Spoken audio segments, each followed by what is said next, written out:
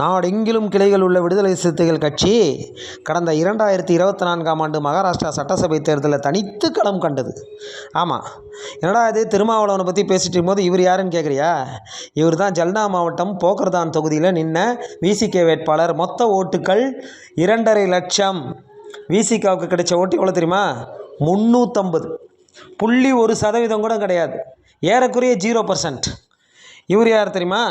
பிம்பிரி தொகுதியில் நின்றவர். இவரும் மொத்தமாக 250 ஓட்டு தான் வாங்கினார். மொத்த ஓட்டுக்கள் 3 லட்சம், மறுபடியும் 0%. இவர் யார் தெரியுமா? அவுரங்காபாத் தொகுதியில் நின்னார். இவர் வாங்கின ஓட்டு வெறும் 78, மொத்த ஓட்டு 2.5 லட்சம். இப்போ சொல்லுப்பா, நாடெங்கிலும் உள்ள கட்சி விசிகா. இதெல்லாம் எந்த விசிகா தொண்டனுக்கோ எந்த நிர்வாகிக்கோ தெரியவே தெரியாது. நான் சொல்லி தான் தெரியும். திருமாவளவனுக்கு மட்டும்தான் இவங்க 3 பேர் யாருன்னு தெரியும். இந்த லட்சணத்தில் நீங்கள்லாம் சமூக வலைதளங்களில் கம்பு சுற்றிட்டு உட்காந்துருக்கிறீங்க.